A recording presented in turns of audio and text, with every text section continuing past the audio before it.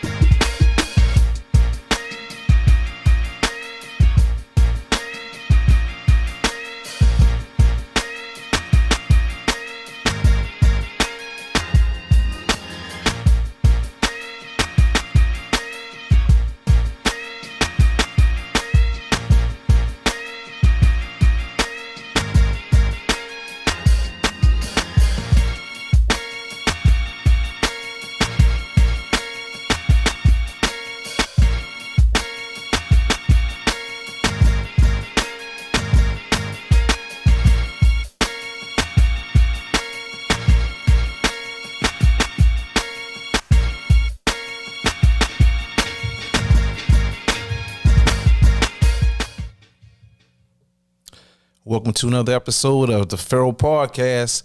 It's your man, the mayor, the landlord, the leader of the Ballhead Nation, Mark P. Up in this piece.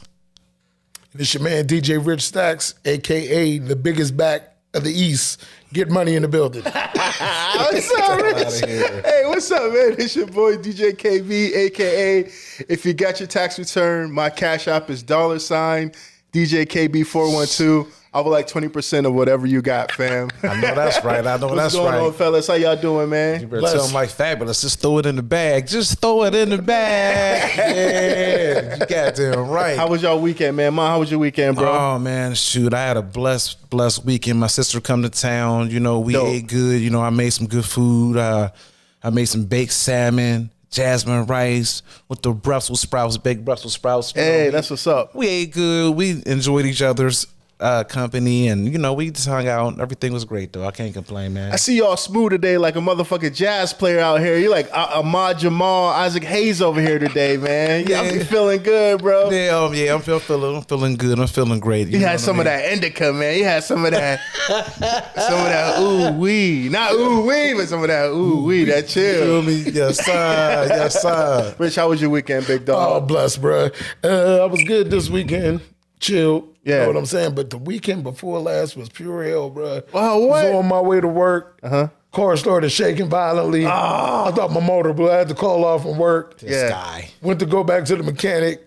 Long story short, he hooked me up, got me back right. But I'm blessed. Definitely what's trying to up. enjoy every moment we got, bro. Man, it's so scary when your car start doing a special delivery, bro. This I special know, delivery. yes. I'm shaking on your ass. Yeah, I mean, you start Hell yeah. concentrating. You turn the music down like it's gonna fix this shit, man. Hell yeah. You start praying immediately. And if your bank account is like mine, when that service, the engine light been on, bro, for like months. Right. So when that bitch started flashing like to the beat, I was like, nah, it's time to park the whip. Dang, It's time to not the park the coin. whip.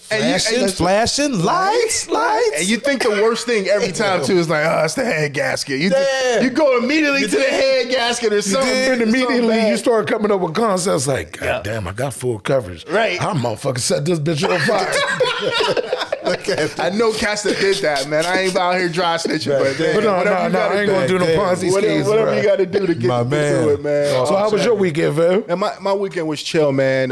First, shouts to Pretty, man. This is never a good time for Pretty. If you know Pretty Pitts, where I DJ at mostly Saturdays now, man. A couple years ago, her son was murdered at her business, man. So this time of year, it's really tough for her. So we love you, Pretty. If you watch it, man, we truly appreciate you. We truly love you. We're keeping you in prayers. Absolutely. And she's resilient. She's resilient on how she just keeps going and keep working and keep thriving. So much love to Pretty, man. So that's where I was this weekend and just chill, man. And trying to get ready for this show, man. Trying to get ready for the Tiny Dope concert as well, Yes. man. Just taking it step by step. We'll talk about all of that later, man. But that's it, bro. Just chilling out this weekend for myself, man. So, yep. But what else we got going on, man? What's been going on in this world, man, that we need to talk about, man? Oh man. Let's get down to it. Yeah. That Norfolk Southern train derailment, Yes, bro. brother. Like that was the biggest thing Like for me, as far as since the last show we had. Yes, man. That East affects a whole Palestine. lot of people, not just in East Palestine, not just in Ohio, but in Pennsylvania. It does. It does, man. And it's Most deep enough to definitely. bring Aaron Brockovich up. Oh, You know yeah, what I mean? yeah, And definitely. those who don't know, look that movie up and check her out because, if she's coming this way, then things might be getting real for sure. Oh, yeah. Yeah, Anybody for sure. within the 30-mile radius has the right to join the class action lawsuit because it's not just for, like, right now, damages to the water table and all that other stuff, but future health issues down the line might arise. I don't want to be sitting at the crib, like, Yeah, 10, man. 15 years from now, like, were you involved in the East Palestine 30 miles Yeah. radius? Like, you might be awarded any money, but I'm not trying to be involved in that. Wasn't it more, though, that derailed? Yeah, South, yeah, with Detroit, Warren Kemp. South Carolina. South Carolina. And I think Texas as well, too, man. I think in Dallas as well, too. And that's man. just recently, like in the past month. Yeah, We've bro. had all That's these crazy. train Let me accidents, find 3 in out. 2 weeks. Yep. Carrying chemicals and stuff. Yes. Yes. Let me find out we on somebody on some lightweight homeland security or homeland chemical warfare type stuff. It Yeah, seemed- man. let me Seem find like out. it, man. And Let me then find out. and it's wild is It's because all like too calculated, it seems. I don't know. you know, communities like the Furrows, like the Hermitages, like Aliquippa, like Beaver Falls, you know, they're going to be just as affected as much as East Palestine as well, too, man. yeah. So every time something like goes down, man, it's be crazy. like Michigan type how, you know, shit. yeah, man. For real. The effects that it put on people, man. So the point of you got to boil your water, man. Ain't nobody gonna buy no crops from them people, bro. Ain't nobody gonna buy no. So it's killing businesses and all of that as well too.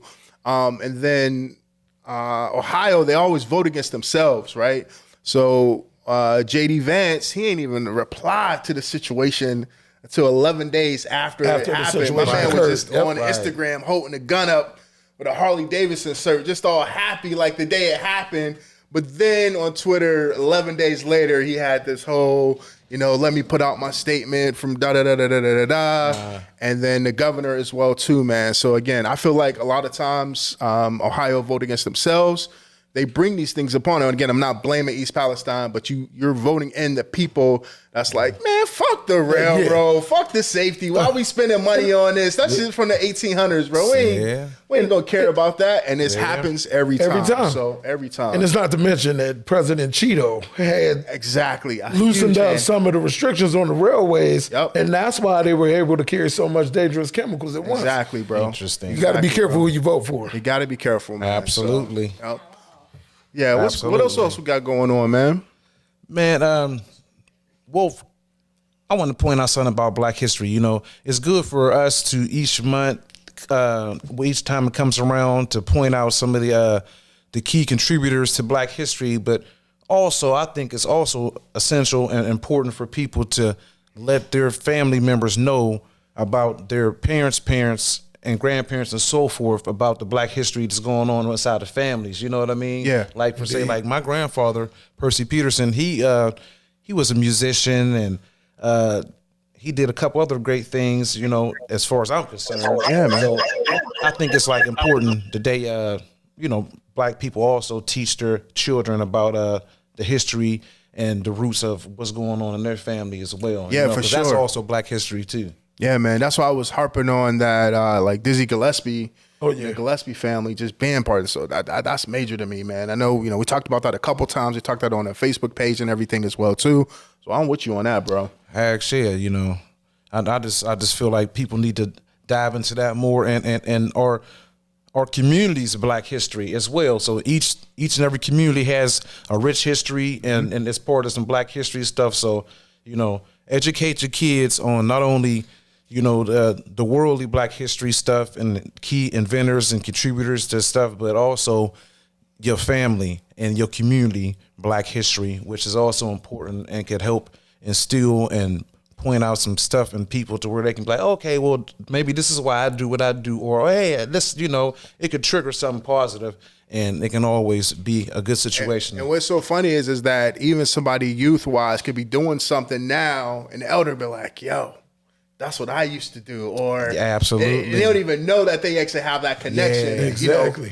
From running track to doing something in school or what have you. And it's just like, Culinary. yo, yeah, man, anything like that, and that connection. That's pretty incredible. Yeah, So, definitely. The black community is an orated community where we pass our history down verbatim. And there's so many stories, but it's more important to keep those stories going. So we got to inform for sure the youth and get them involved in their history, not just historical figures that's in history books, but the historical people that's in your family. I fully agree with you, Mark. Yeah, for most sure. definitely, bro. Because I remember my grandma, man, rest her soul, Grandma Carolyn, man. My grandma used to say all the time, like, buy land, buy land, buy land. And I just didn't get it. I was just not paying attention to it. And then when I would start seeing people like, oh, man, I had owned 10 acres of such and such and such, and Walmart came and bought that for me from $10 million. And I'm just like, what? 10, 20 or whatever, whatever the figure is. Then I started to be like, oh, this is what grandma was talking about the whole entire time. This is why my grandma got to chill on the porch, smoking a cigarette, reading the Bible all the time, just chilling with gold teeth in her mouth, just chilling. Land is power. Because she was just handing that information down, family to family, from my Uncle Tony to my Aunt Nisi, getting into real estate, man, buying up a lot of property, Pennsylvania, Ohio, have you. And I was just like, yo, I get it now. I feel like it's almost a little bit too late. I'm 43 or whatever, but yeah. I'm with you on that, Mont, for sure, bro. For sure. Hey, man. Oh, yeah, most definitely. And then we still celebrating the 50 years of hip hop and all that stuff. So, it's only right that we pay homage and, give our rest in pieces to my man. True Goy. Yes, sir. Oh, man. From De La Soul. Yeah, man. That was a hurt piece, man. Yeah, man. De La Soul was like big contributor, to hip hop as far as like for people to just be themselves in a time where I came front when all hip hop was like diverse and no styles was the same, but those people right there, they came out with the baggy clothes with the different color patterns and stuff. They had me wearing He-Man action figures for my neck, bro. Yeah, bro. They was killing their high-lows. Their high-lows was like sick, man. You know what I mean? And they had the hollow, but then they had it braided on the side. Right. Like, it was like the haircut I have today was influenced by my man. Yeah, for sure, man. Right. I connected with the dark brother in the crew. You know what I mean? Plug one. I looked at Mont P and he said, "Black is black." Yes, sir. Yeah. It makes me hate Tommy Boy even more, though. Yeah. I know hate is a strong they word, definitely but screwed them over, man. Tommy Boy fucked De La Soul over bad, bro. And then now they're getting ready to make money. They about to get money. They about to stream. They about to do all of this. I and am my today man is years gone. old. I was coming on here today with the show. Got the speaker right here. Yeah. Going to play some good De La. And I pull up my title, Joan, and guess what? It's not even on there. None of the And music Rich is licensed. Just educated me Be today on about the social shit. I'm like, damn, on streaming platforms. Yeah, man. They had one of the worst That's deals crazy. in history, bro. And my man True Goy, yogurt spelled backwards, Yes. man. It breaks my heart, bro. It breaks my heart. I was That's sick. 35 years old when I found out that his name was yogurt spelled backwards. I just now found out today. See, another hip hop fact. Shout out to hip hop, man. 50 years of hip hop. That's wild. And then Maceo from the group, man. What inspired me is, man, his son played at Auburn. Then he went to the NFL, yo. And I was just like, yo. Son was a I want beast, that too. to happen to my son, Son yo. was a beast, Yo, too. when my son was in high school killing, I was just like, yo, this is what Maceo's son is doing, bro. Look what Maceo's son is doing. My son can do the same thing, too. I'm going to show him, like, yo, my man from De La Soul, you know what I mean? Even though he's a conscious MC, considered conscious or underground or whatever, look what these cats is doing, bro. Come on, man. So, Dig it, man. yeah, man. But shout out to True Goy, man. Yogurt spelled backwards, man. One of the illest, man. How can you not be inspired by De La Soul, bro? You gotta be. Yeah, all their man. music was inspiration. Yeah, like bro. The Stakes is High is one of my favorite. Bro. Yeah, that beat Like, by Dilla, that man. beat, Yeah, that's it. once again, man. yeah. And then at the Gene Brown beatdown, Super Dave performed at the event. He played all of the De La beats. He made them, bro. And then the next day, I got to sit and just talk to this man about that, man. So it hurts, man, because I was one of them just weird, nerdy, abstract kids. Like, yo, Daylight made you feel like, Made you feel comfortable to be me. Yeah, I can do this. I I'm can not do no that. gangster, bro. Yeah, man. I like banging. I be down in the basement. You can ask this dude. I be down in the basement the whole summer. Yeah. Albums, sampling, breaking down beats. Yeah. Putting the whole catalog together. They out kicking it, having fun. Yeah, I step out sometimes, but I was in the basement because Daylight made it cool to be. Yeah, man. They don't know about the soul. Don't go for that. I was a Star Wars geek and a beat geek. That potholes in my lawn, guy. That was the first man. Oh yeah, that video, that song. He said they don't know about the soul. Don't go for that potholes in my lawn, and that goes for my rhyme. See, yeah, definitely dopeness, man. So shout out to 50 years of hip hop, man. We lost so many black men in hip hop, man. So many legends, so many icons is gone, man. I'm glad it's still going. I love hip hop to the fullest. I live and breathe hip hop, all day, every day, man. I brush my teeth to that shit, man. And but man, we got to keep it alive. We got to keep legacy, it going, definitely. man. Keep it rolling, man. And because it really runs the world, bro. I can't see an ad. I can't see nothing that hip hop is not involved in now. You know what I mean? Or has influence. Yep. When Barack Obama did this, I was like, we made it, bro. When he did that, he was like, I was like, man. The president's in the hole. And you saw Quest, he brought, when they had that last concert that they had at the White House, man. You know what I mean? And Blacked Out was hosting. He was like, ladies and gentlemen, De La Soul. And they came out and performed for the president, bro. That's mad ill, man. So, man, shout out to them gets dudes, the respect it deserves right now. Oh, I know I keep going on about it, but wait. Remember the Dave Chappelle show and De La came on the bus out of nowhere? Yes, sir. Man, come on, bro. Anyway, man, 50 years of hip hop. We're gonna keep talking about it. We're gonna keep pushing it, man, and we truly love it. So for sure, definitely, man. And my man Rich had the SB 1200, man. That's what back day. That's why I love Big Bro, man. He had the SP, man. That's I had a choice of whether getting the car or getting the SP 1200. My man, I'm glad I got the SP. So that's the influence of hip hop right there, man. Yes. When I found out DJ Premier, Pete Rock, Eric Sherman, they did their beats. I had to get that SP. Real shit, I can attest to that. My man had that every Christmas.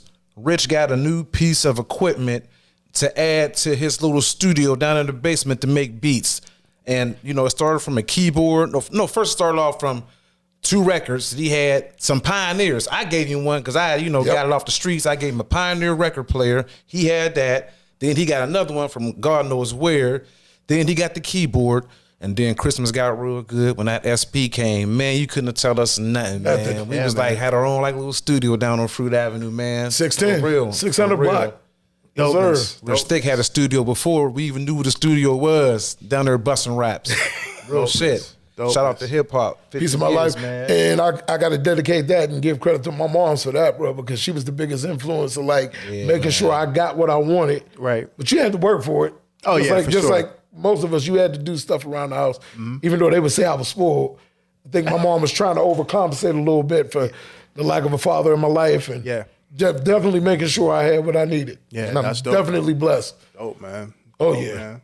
Dope. What else we got going on this week, man? We the white boy killed at the dunk contest, man. Oh my God. Man. Yo. And he had a big week. Now, he got called up from the G League. Didn't he get signed to the 76ers, right? Yep. And also got a deal with Puma, right? Dopeness, man. Right, Come on, man. And then what? It was 106,000 or 100,000 just for the dunk contest that he won. And God signed is the good. contract, man. Come God on, is bro. good. Come on. Go ahead. Last week, this dude was working at a grocery store. White chocolate. My man. Yeah. That dunk was nasty, bro. Yeah. That was He was bringing out some classics, He didn't though. miss none either. Yep. Yeah. You know what? He brought some excitement back to it. Hopefully we can activate some more guys and come get involved in it.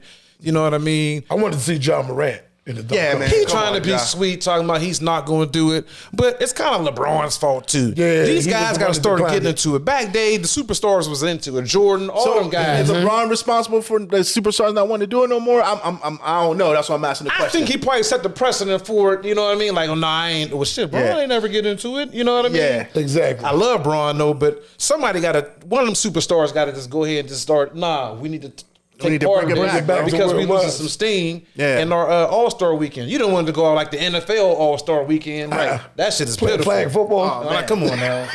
But I will say I could have that played. There have to be something though. My fat ass out of there. Yeah. Oklahoma. They was better off letting us get like a street football Me game. and or Eric some Bell shit. out there just killing it. Eric, an offensive guard. We had better games than Veteran Square than that shit. Yeah. I will say this though. I did love the format though. Like it's street hoops. Yeah. Oh, I like it. You get to pick I the enjoyed teams. it. Yeah. Bro, that was dope. That was real dope. It was all right. It was all right. It was all right. But I need for everybody to quit acting so Hollywood and I'm trying to preserve my body. Man, fam, go have some fun, bro. Get the hell up there and start Right. dunking. We need more guys. Wasn't trying to preserve your body when you was eating them blue Takis, nigga. Right. Yeah. Young guys. Little management at the All-Star game, bro. Go have some fun, man. Yeah, Go have man. some fun, man. Even the jerseys is whack now, man. You remember the old All-Star jerseys used to be like, yo, I gotta cop one of them Fire. joints, man. Gotta get one the next day to match your J's when they came out. Next year, man. Yeah, so. Absolutely, man. I'm telling you. Now the jerseys look like something you get from Gabe's. Right. Exactly, bro. Yeah. Exactly, man. On sale, the clearance jack joints too. Yeah, some of them Like, City Trend jerseys You and go shit. get the All-Star jersey, had a Cincinnati Bengal logo on the back, like Right. and then blessed. Hustle. Like, get out of here, man. Right. Get out of here, man. So Yeah, man. And right now, I want to go to a couple community happenings. What's happenings with the mayor? You know, always got to keep it real and shout out my people. Now we have the 2023 Legacy CEO Power Brunch with Miss Fontanise Green at the Land in Sharon, PA. You see it. Make sure y'all go out and support. Please go out and support because you got to give back and help the people that's trying to build up the community. It's so important. If she's trying to build up the community, we got to stick with her to help her build up the community and keep it rolling together. And our next community happenings is our community CPR training, life-saving skills. You got to register with the Urban League. Get in touch with the Urban League and register today and call 724-981-5310. Get in contact with them. Learn how to do some CPR. It can be a life-saving thing for you to do. You know, you could be at a cookout and something happened. You can be at home with your young one. And it's also free. So make sure you go tap in with that and get in with the people at the Urban League. Call and get registered. you got to get that CPR training, though, dog. He right. You'd be at a cookout or something, man. Juneteenth, somebody eating a rib, like, Yeah. Cookout, man. You gotta help out your unc. You know what I mean? And your auntie or somebody, man. Yeah. So for sure, man. So get that CPR training Take it. immediately, bro. Yeah. Then also we got the pop-up shop, Chloe, Hey. Big Money, coming out April 22nd. Make sure y'all tap in with them if you're a vendor. And if you're just a customer, go down there. It's going to be some great vendors, good food. Make sure y'all hit up the pop-up shop just coming up. It's always a dope event with dope people and a great, great bomb atmosphere. That's going to be down at the Shaver Center, right? At the Shaver Center. Yes, That sir. is right. Most definitely. It's always at the Shaver Center. That is the home of the Furrow pop-up with Chloe and Big Money Brand. Those two. It's all family. It's all love. St. Taylor cooking too, man. Have you ever had that man's jerk fried rice, man? Man. Pause. It's amazing, bro. Man, that shit is crazy. A man gets down when it comes to the cooking, man. It's gonna be a lot of good good shout out good to that, stuff yo. going on, popping off Get you down some there. gear, man. Look out for the releases until that date too, man. Look at those sneaker releases that's gonna be happening, man. Because you know Chloe already gonna Crazy have it, ones bro. coming Gonna have out, it going bro. on crazy. Yeah, man. I know the threes is about to come out again. There's mad New Balances coming out, man, if you're down that way. So come on, man. Pay attention to the sneaker releases that's about to happen coming up to the pop-up shop. So when you get there, you already got those sneaks in hand. You know what to get for via Cop the release gear date to as well. match. Yeah, man. Yes, Straight sir. up. Straight up. Then got a little financial information. I know that's normally Keeg's thing, financial tips with Keeg, but I just wanted to rap with you guys about the importance of the FICO. You got to have a good FICO score so you can take advantage of some things and get up on some things. See, getting a handle on your FICO score is easy. If you educate yourself on how FICO is calculated, then discipline yourself to get it right. The 5 categories that are used to calculate your score are amount of debt you have, your payment history, debt usage ratio, which is how much you owe in relation to your credit limit, length of credit history, and a mix of various types of credits. You guys got to get that in order so you can make some good power moves in life. You know what I mean? It's good to have your trans Experian and all those other ones, but that FICO, that's key. That's what they're really looking for. You know what I mean? So make sure you get that intact, and you can make the moves that you want to make. And also got a good book and reference that you can read and get in tap with. They got it on Amazon. Make sure y'all tap in and get some of this free information so you can level up your life and make some good quality life decisions for you and your family.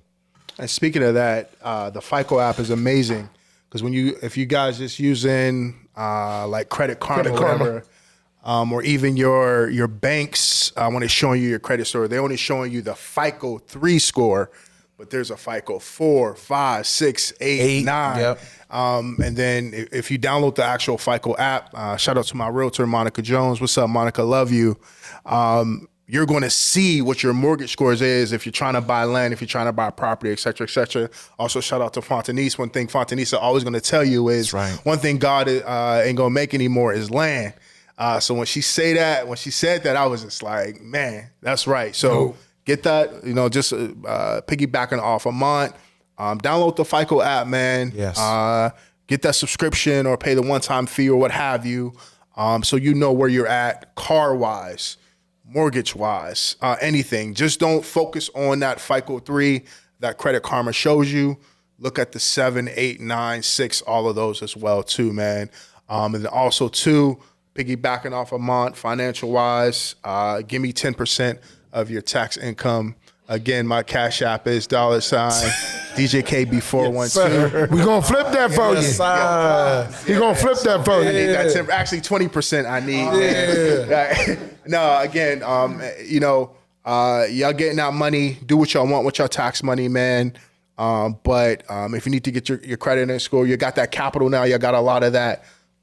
Get that FICO score, you can figure it out, man. Because that debt to income ratio is what's going to lead you to be able to, buy those empty lots to do what have you.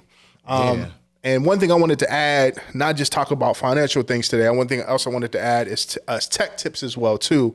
One thing we're talking about family, we're talking about technology. Everybody might go out and get the new Android. They might also go get the iPhone. If you go get the iPhone, one key thing that I want you to know when you're creating your Apple ID and you set up family sharing, one other key thing that I want y'all to start doing, the security that Apple uses is called two-factor authentication. You always need two things at all time.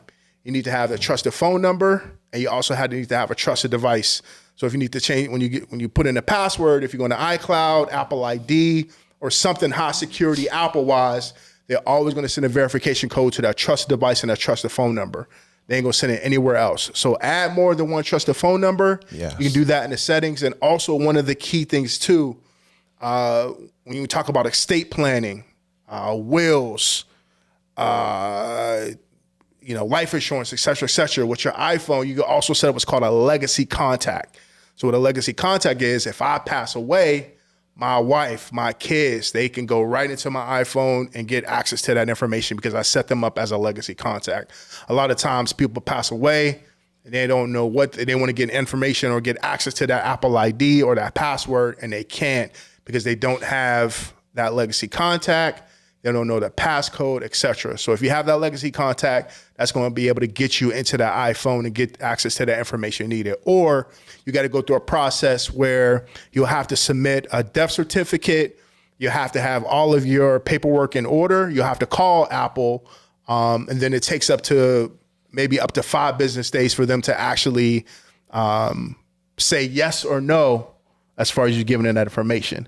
But if you have that legacy contact and you just add that simple thing with your friends, family, or whoever you want to do that to, you can gain access to that information immediately. So don't wait on that. So that's one of the things I wanted to start adding is some tips, especially from Apple. But that one simple thing, set up a legacy contact, and that's all I got to say about that. Take it, man. Just trying to get some free game and make sure our people can get financially sound and stay financially literate, so we can, as Rick Ross said, buy back the block. That's so important, bro. That's so important because I feel like, there's a lot of outsiders that come into the communities and they got the capital. They got the capital to do it, but they have no connection at all. You know what I mean? They don't know Dickie White. You know what I mean? Right. They don't know Right. some of the cats that's in the neighborhood or what have you. They don't know what it's about, and they just like, well, this house was 10,000. I'm gonna hook it up. I'm gonna make it 100,000, Right. and then I'm gonna charge you this and that for the land contract. And charge you $1,200, Right $1,400 there. for rent. And I don't Right care there. who you is, bro. Right there. And then they go back down to their house And in they Boca chilling Raton. in Florida. Yeah. Chilling. Down in Boca. Right. Smoking trees is chilling Right. in Boca, bro. Hey, Martha. Right. Hey, Martha, you want to play shuffleboard? Right. Right. Chilling it and up, then some man. of them is real dirt bags and slime balls because guess what? Let you get into a land contract situation with some of these slime balls and you fall upon hard times, just say for whatever, miss one payment, they snatching your whole situation and being like, oh, you're done. Nope. You voided the contract, boom, you're done. Screwing you over like that, I'm hearing. Yep. And they're double price in the house for more than what it's worth. So make sure you guys watch out for a lot of these land contract situations because it's fool's gold shit versus doing that. You might as well just go out to the sheriff's sale out in Mercer and just do something like that and get into your own situation. You know what I mean? So how those conversations with Fontanese, how those conversations with Ebony Page, Absolutely. how those conversations with young Malik Thomas, man, how those most conversations with definitely. Mark Talbot as well, man. Heck So yeah. man, talk to the We got people a whole that's really system. doing it, bro. So yep. We got a whole system and family man. set up for that. But right now, Big Lee, you ready? Big Lee, you hear me, brother? Yes, sir. Yeah, can you hear me? Can you hear me? Looking like Shrek. Yeah, coming to the stage. Can you hear me? Yes, sir. Coming to the Okay. stage. We want to bring out our homie, my man, my mellow, Big Lee, Big Bacon Barlow, my man. AKA Sheesh. What's up, Lee? How you doing? What's going on, fellas? Furrow, how much?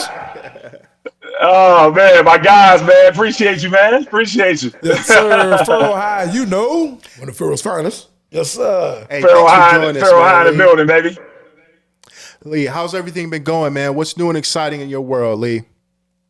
Oh, man, everything is great, man. Can't complain at all. Life is good, man. Working hard, coaching, doing what I love, trying to give back to the community, man. That's what I've been doing since I've been in Pittsburgh for the most part, just trying to give back, man, be an influence to others.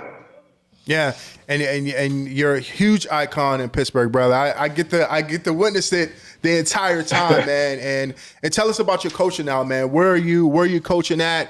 And give us some insight of what's going on currently. Yeah, no problem. So I'm currently so I'm coaching basketball, coach football.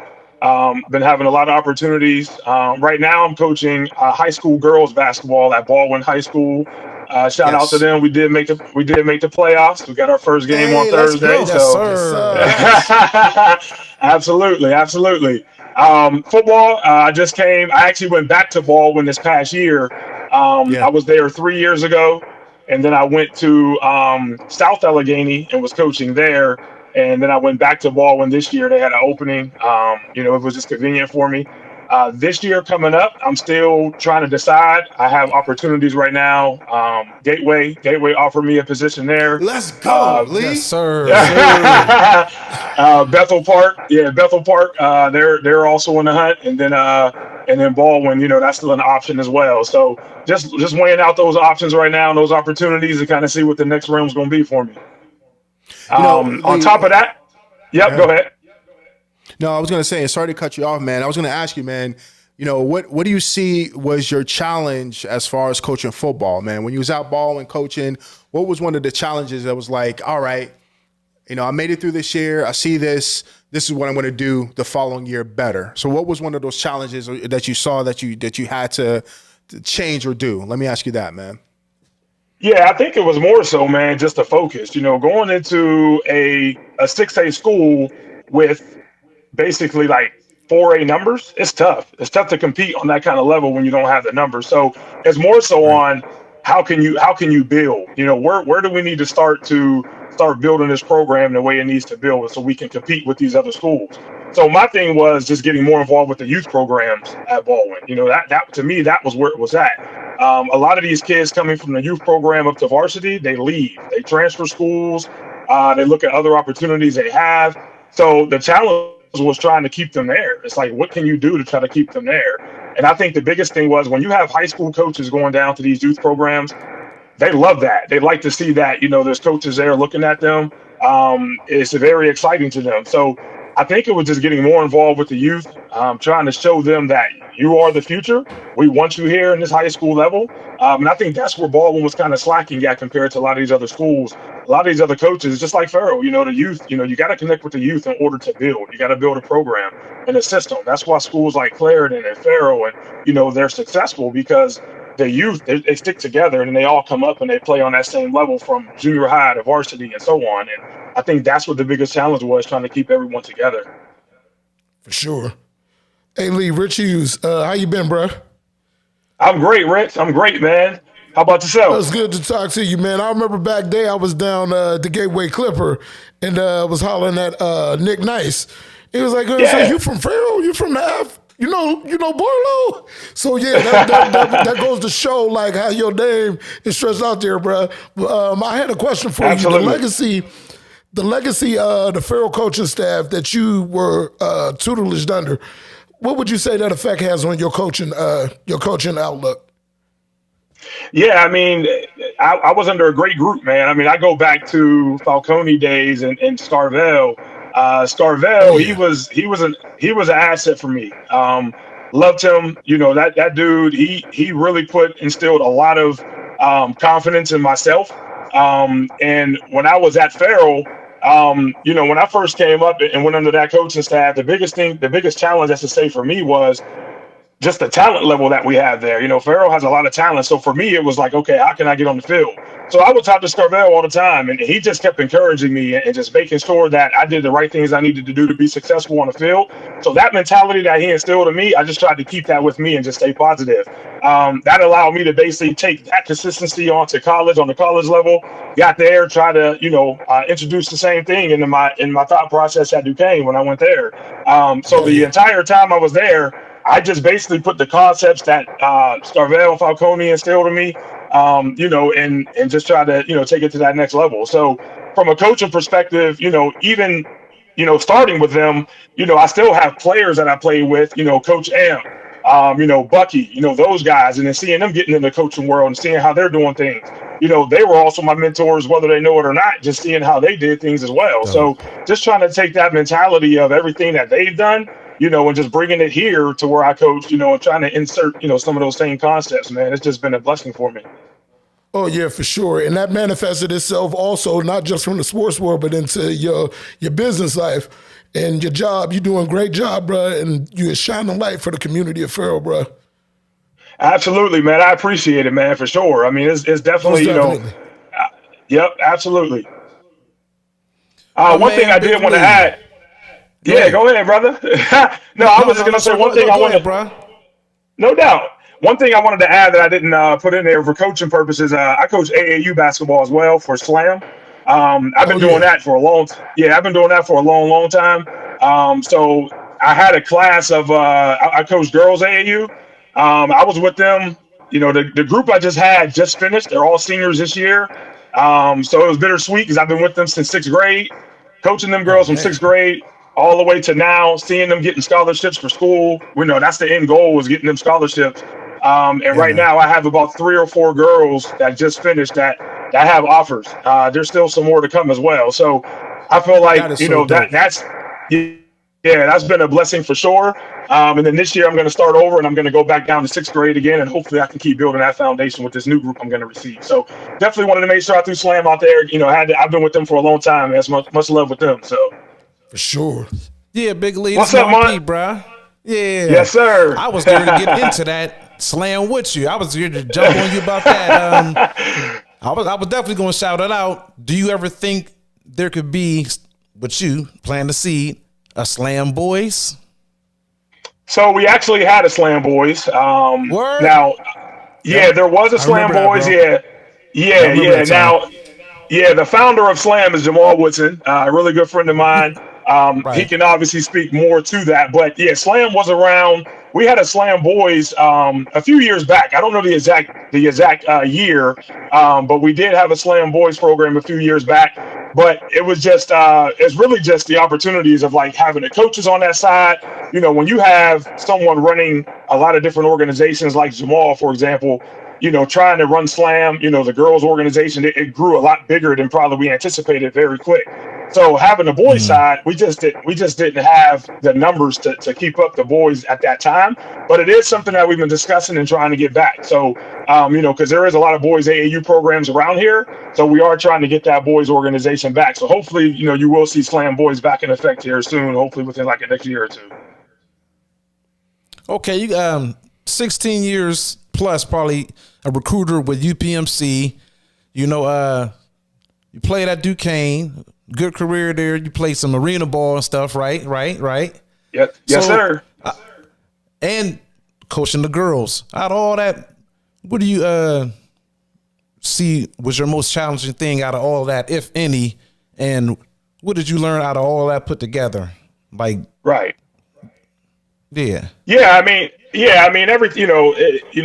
comes life, comes challenges. You know what I mean? No matter what you do, it's always going to be a challenge you're going to be faced with. It's just a matter of how you're going to adapt to it and you know, what adjustments you're going to make. I look at everything like coaching and playing. You know, there's always going to be audibles. You know, you always got to make adjustments to whatever you're doing. So everything I do, I just take with a grain of salt and keep moving. I think the biggest challenge probably, honestly, was coaching girls, you know, because I played sports all my life. I was around boys all my life.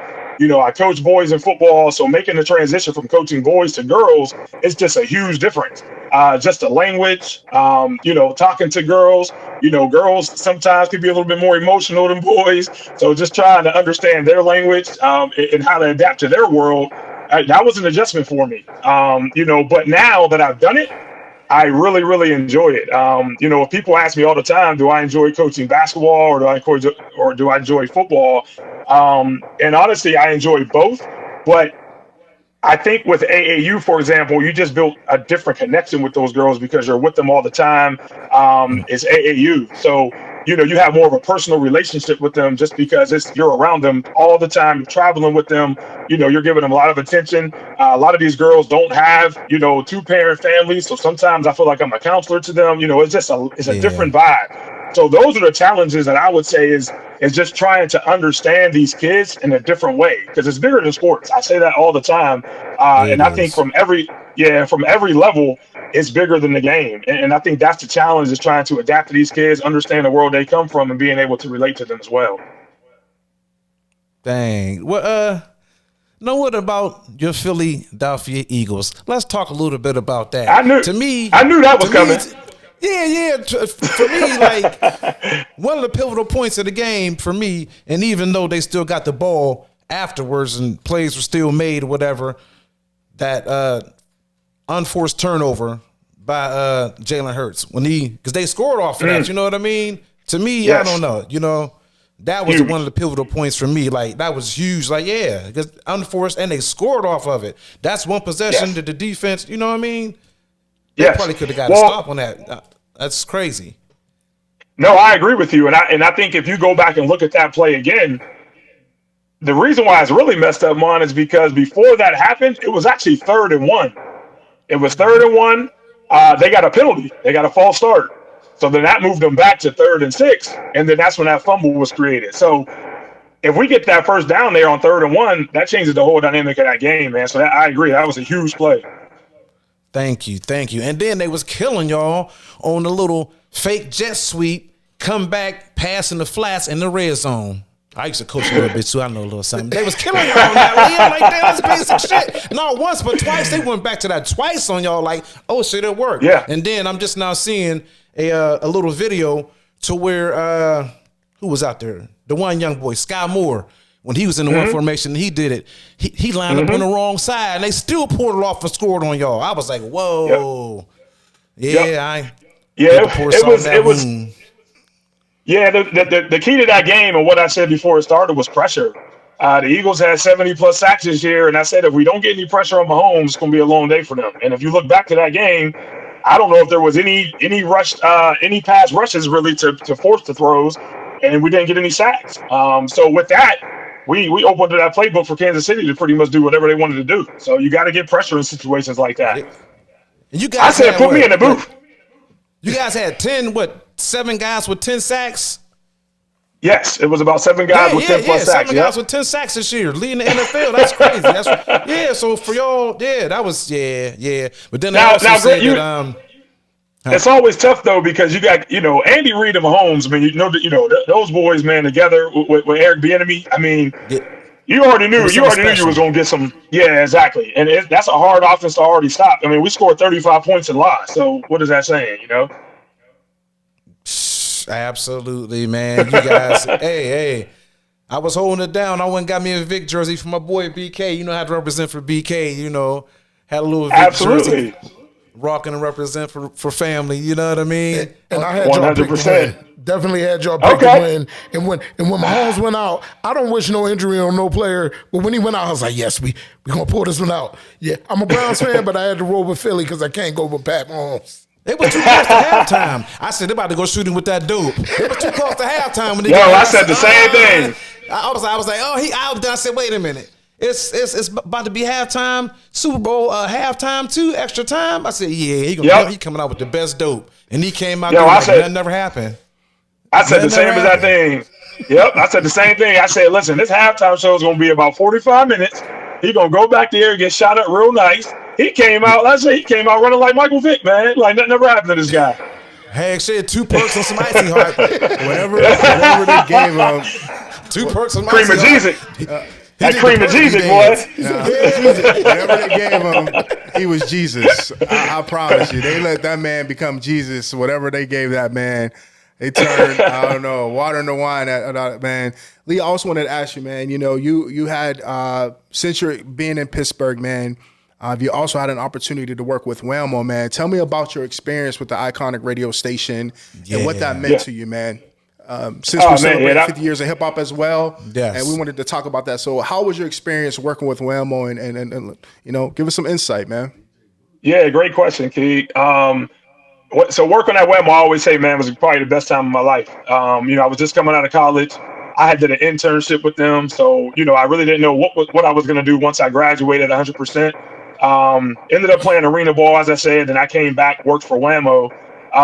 And the one thing that people don't know about WAMO is because people always say like, well, why did it go off the radio? What happened to it? And so on and so forth. So radio was a private owned radio station. It was owned by a black family, the Davenports. And that's kind of what it is. They were an independent radio station, it wasn't Clear Channel or anything like that. So they had 56 years in the business before they actually, had to shut their doors. But my experience there was one of a kind, man. I did all the marketing there, the promotions there, things like that. So I was the person that pretty much set up all the events that the radio station did. So summer jams, anything that we did with kids, and I was in contact with the artists. I would make the contact, hey, we need to get, Jada Kiss here. We want to bring him for Summer Jam, dealing with all of that, man, being responsible for their transportation, getting them here and to and from the airport to the venues, hanging out with them. Funny story I had with the Yin Yang twins. They come in town. I go to the airport to pick them up, get them in the truck. We're riding back down. Summer Jam, was already going on. They were scheduled to perform. Don't know the specific time, but first thing they asked me for, they said, "Yo, we need to go get some green." And I'm still kind of young in the business, right? I'm still trying to figure this out. I'm like, I don't really know my role yet to know if this is something that's acceptable or not. So I'm like a little bit like, I don't know. So then they like, yo, man, listen, we need it. You know what I'm saying? We're not going to perform unless we get that. So made a call, made a few calls just to people that I may know. They ended up connecting me with some people, got that, got it for them. So they start blazing up in a ride. Man, this car was so smoky, I couldn't see anything.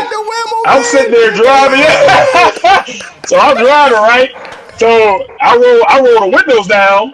Man, they start getting hot. They're like, yo, put the windows up, man. We're trying to get a contact, blah, blah, blah, blah. And I'm sitting there like, yo, like I can't even see. So we pulled down to the venue, and it was down in Station Square at the time. So we pulled down to Station Square. I roll up. I see the president of the company there. I see another couple other directors there. And I'm like, they are about to just get rid of me right now. So I go to open the door. Man, I opened up this door and just all this smoke just came rolling out the door, bro. Everybody got contact. So I'm looking at them like, go ahead, yell at me, whatever. They like, nah, man, welcome to the business, man. This is what it is. This is what everybody do. And I'm like, oh, okay. that was a funny story there, man. But so it was always, early days, long nights, man. I woke up, went to work, I did all the if you listen to the radio, all the promos they play, stuff like that. I was responsible for the giveaways and the promos, and then I would hit the club scene at night, wake right back up, do it all over again. But, I met 1,000 artists, 1,000, almost anybody you could probably think of, I probably interacted with or met. Probably one of my fondest memories was going to the Super Bowl. I worked the Pittsburgh Steelers Arizona Super Bowl. I worked that was down in Tampa Bay. So I was in the booth for that. Another funny story with that, when you're in the booth working, the one thing they say when you're in the press box is you can't root for anybody. You have to be quiet. I mean, you can hear a pin drop in the press box if you've never been in there. You can hear a pin drop. Nobody can root for anybody because it's media. You can't show no favoritisms or anything like that. Well, when I think it was who picked up the phone and ran it back? It was James Harrison, I think. Yeah, James Harrison. Yeah. He picked up that fumble and ran back like 99 yards. The press box erupted. I'm looking around like, y'all supposed to be quiet in here. It erupted. Everybody in there. So you knew who was cheering for who at that point, man. It was crazy, man. So, but yeah, man, it was just an opportunity for me though, man. Being young, being black, working for a black radio station, man. Just have an opportunity to just network with a lot of different people. That's what opened up a lot of doors for me here in Pittsburgh. Honestly, people always say I'm very known here, but it's just a two-way respect thing, because I met so many people working there, and I was just always in the eyes of the community. I tried to always communicate with people. I tried to build connections, try not to burn bridges, and it just really helped me kind of get to where I am now. So WAMO was that starting stone for me that actually put me where I am now. That's so dope, man. And I remember all of it, bro, from setting up at cricket stores in Homewood to the Super Bowl, bro. So definitely, absolutely. Man. Lee, I also wanted to ask you too, man, if you ran into your 16-year-old self right now, what advice would you give yourself, man? I would just say, man, just stay humble, man. There's the thing about where we are now, compared to where I was then is just social media, everything that's going around right now. You got to just try to stay connected to yourself, and just keep that respect, man, and that humbleness that you've always had. So for my 16-year-old self, man, I would say, hey, just continue to stay humble. There's so much, negativity out here. There's a lot of things out here that can take you in the wrong direction, man. So I think the biggest thing is just understanding that, and just keeping yourself grounded, so that you continue to work in the right steps, man. Because there's just our world compared to today's world is just so different. And I think at the end of the day, man, you gotta keep yourself, humbled, and just make sure you always, keep that same respect for everyone. Because otherwise, it's just the influence out here, man. It's a lot. So you gotta just keep plugging away, man. Yep, and just continue to stay positive. The one thing I always say is your attitude dictates your activity. So the negativity around here is always gonna cause you to go in the wrong direction. If you stay positive, then positive things are gonna be the outcome. So that's how I live. So I would tell my 16-year-old self that same way, man. Just keep that positive attitude, and positive things will result. Awesome. Thank you, Lee, man. Definitely. Dang, absolutely. Lee. Hey, Lee, not the yin yang was like, go ahead and pick my zip. Go ahead and get my zip. I'm gonna smoke this reefer up like. Hey, yo. God, damn. Yo, you know what? You know what? And you know what's crazy? It all caught up to him because after the show we had the after party. I don't know their names, but the one that got the little stubby arm, he was in the club tilt. He was in the club tilt, man. He was in the club yakking it up. He was asleep. He passed out. See? He was like, he was a mess. So whatever he smoked that day, it got the best of him. He was 0 for 1 in Pittsburgh that night. And for the people that don't know, Lee is the mayor, When I was living down there was no place that we couldn't go that Lee didn't have a hookup. Yep. Lee was the man at Wim. Lee was the man at Wim, the legendary club Wim. For those who don't know about that, way back. Yeah, so that was kind of like another part of my adventure, man. After again, just people I met through the industry, through WAMO, things like that, playing football, I built so many connections. And a good friend of mine named Tommy Powell, he ran a bunch of clubs around Pittsburgh, and he asked me to be his partner. So when he asked me to be his partner, I said, absolutely. So him and we started running security. So we would basically run security for all these different clubs, and we would send people to different clubs, run it. And Wim was the best club that I worked at. It was that night was packed. I remember my boy Irv Flint had a party there one night, man. Shut it down. Shout out to Irv Flint out there. I remember that party, bro. Shut the party down, man. I was working that night. Man, hey, Lee, shout yourself out, bro. You was the connect to many dope parties at Wim, man. Straight legendary, man. We love you, Lee, bro. And you much love. Oh, absolutely. Even in Pittsburgh. Like I said, when we was down in Pittsburgh, it wasn't a place that we couldn't go where somebody didn't know you. And you got so much connect, we can call ahead and be like, yo, hey, Lee, I want to go to da-da-da-da-da. All right, hold on. Oh, yeah, I called my dude. He gonna let you in. This is that. What you wearing? He got that, man? Lee, stay being a hood, man. We love you, Lee, man. For real. Sure. Man. Lee. Definitely. No, absolutely. Yes, sir. My guys, man. Love you too, man. For sure, man. It's awesome what you guys are doing, man. When I heard about this, I tuned in right away, man. So I'm glad you guys are doing this, man. Changing the tune up there. I love it.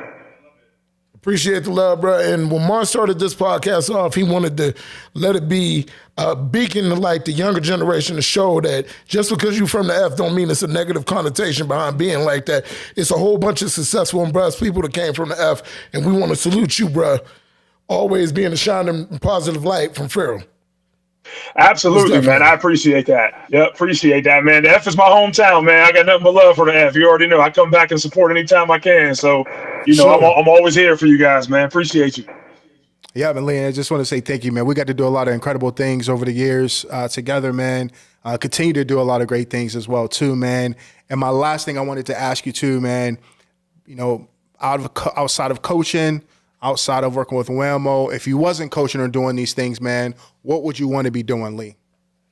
Yep, that's a good question, Keeg. I mean, honestly, man, I really think it's just giving back. Again, I know it's a part of coaching, but I'm just a person that really loves the youth, man. Because I've seen a lot.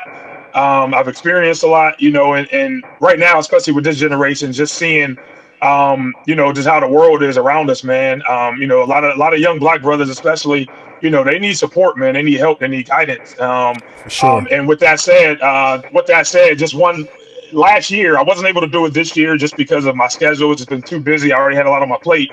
But I work for a foundation called CNX, and it's a mentor academy. And it was basically giving back and helping out young brothers, man, and trying to, keep them on the right path. That's something I really want to get back to. But I think ultimately that's probably what it would be, Keeg. It would probably just be trying to get my hands involved with as many youth as I can, man, and help these primarily, the Black kids that are struggling, man, and, that don't have, two parents to persuade, get them in the right direction, things like that. If I can be that role model or that father figure to get them to that next level, man, that's what would be my focus, man. And that's kind of why I coach, because it kind of still keeps me building to that network, and if I can, continue to do that, man, that's where my life will be headed, man, for sure. Awesome. Well, Lee, we truly appreciate you being on with us, man. Thank you. And you fellas have any more questions, anything, man? Just continue success and blessings to you, my brother. Yes, sir. No doubt, man. Absolutely, man. Appreciate it, man. Sorry I wasn't able to make it in the studio, man. We had practice tonight. I knew I wasn't going to get there, but as long as we was able to make it happen this way, this works for me. So appreciate you, brothers, man. Thanks a lot. We appreciate you, man. Keep going, man. That black and purple out there in Baldwin, man. Keep doing your thing, man. Absolutely, man. I got my gear on. Yeah, man. They can't go to Thomas Jefferson, man. They can't go to Thomas Jefferson or none of that, bro. That's right. That's right. Thomas Jefferson, so. That's right, baby. Let's get it. I know. Yes, sir. Yeah, I know you know. All right, Lee. Thank you. God bless. Thank you No for coming doubt. out. God bless, like Russell Simmons. True indeed. Absolutely, man. Appreciate you, fellas. Appreciate you, fellas, man. All Have a right, good one, man. man. Yeah. Peace out, bro. All right, peace. Our man Big Bacon, aka you be up in the gym, man. All you hear sheesh. You know it's exactly that was Lee, bro. That sheesh. Anytime I hear the word sheesh or people going sheesh, I'm like, man, Lee Barlow invented that shit back in the mid-90s, bro. Like, man, this ain't nothing new. That whole sheesh. Like, man, that's Lee Barlow all the way. He been doing that since '97, man. Durb. Yeah, man. Yeah. Shuffle. Great interview with Lee, man. Definitely. Gotta love it, man. Gotta love it. Lee got a big heart, man. Yeah. Positive person, man. The true example of it takes a village to raise a child still, Sure do. and still within him. What you doing? What? You ready? You ready? Go ahead and drop. Oh, shit. Oh yeah, for sure. Though. Finally, from motherfucking Tyler Perry. Yes, sir. Miracles. You can now listen. We want you guys to subscribe to YouTube. We want to get to those 1,000 subscribers. Yes, also, please. however, if you're unable to, you also can listen to us on iHeartRadio, Spotify, Apple Podcasts. Man, we name it. We on it. Luminary. Especially those threes, man. Illuminate. Hey, Luminary. yeah, I want to man. Yeah, I'm I was just telling Mon, I'm trying to get that. I'm trying to get that blue check, bro. Yeah, I'm gonna subscribe on that for sure. Because of that though. Black Star album, man. Yeah. But make sure y'all tune in. Keep going, Y'all got man. and subscribe. When you go to the YouTube, you got to hit the little button and subscribe. We need Yeah, man. subscribers. Little tap. Please subscribe. When you're watching the video, subscribe. And you'll get that notification as soon as we launch Yeah. and go live. You'll get that notification to pop up on your fucked up Android phone. Oh, wow. Or your iPhone as well, man. iPhone. You know what I mean? iPhone. That's right. And oh yeah, we will be having a raffle. We're going to be raffling off $200 worth of food stamps and $50. Hey. Hit me up after the show. Let's go, bro. Let's go. Raffling man. $200, just got $250 real. for $50. The shit Also, just got real. yeah, man. You help us get to those 1,000. I have a pair of SB Dunks, a pair of rare SB Dunks, the Easter joints. I'm gonna give away. They're a size 7 in women's. So come on, help us get those subscribers up. We truly need y'all. We truly need y'all to go ahead and subscribe. That's right. Hit us up on Apple Podcasts. Hit us up on iRadio, Spotify, whatever you like to listen to podcasts at. We're there. So yeah. What up, Coach? Amp in the building. I see you, Amp. What up, Amp? My dog. Much yes, love, sir. man. Yes. Much Hey, love. hey, Tam, that is right. We didn't pay for too much of nothing. If we did, we always got a discount because of Big Lee. Wherever we stepped out for sure. Man, as soon as you start paying cover prices, be like, is Lee here? Yeah, it's $5. Hey, Lee! Hey! Every time. I used to hate my boys who used to ask me, like, yo, you think you can hit Lee? Man, fuck no, man. This shit, man. Pay to get in. Nigga, like, goddamn. That's why all these clubs keep shutting down. Gunshots and niggas asking for discounts. That's why we never can have nothing here in Pittsburgh, yo. Oh, So, shit. Anyway, man, we out about to be out. We ready Yeah, for we're that? about this, about that. to be out. I bought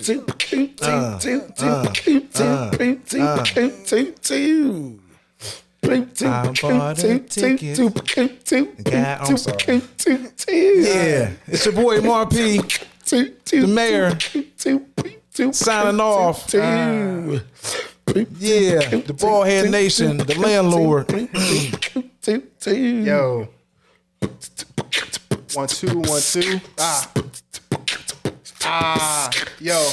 It's your boy DJ KB, aka Tiny Dope Concert, March 4th, 7 p.m. to 11 p.m. We got Crypto. We got Daniel Richardson. We got CJ Harrison, man. Come on, man. We got my man Just Flow Wells. We got my man Dukels. We got my boy KB. We got my boy KB. We got my boy KB. And my stomach empty. Please DoorDash me some chicken wings. I'm out. It's your man, DJ Rich Stacks, Get Money Entertainment. The food stamps is going on sale. Yeah. So, Last night I saw you standing and I started